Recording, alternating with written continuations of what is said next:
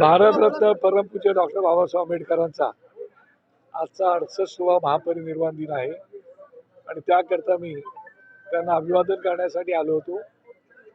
ज्यांनी या देशाला समानतेचं सूत्र बांधून दिलं, ज्यांनी समता, स्वातंत्र्य, बंधुता या 3 सूत्रीमध्ये ह्या देशाला बांधला, राज्यघटना निर्माण करून हा देश लोकशाही मार्गाने कसा चालेल यासाठी अविरत परिश्रम घेऊन राज्यघटना या देशाला दिला.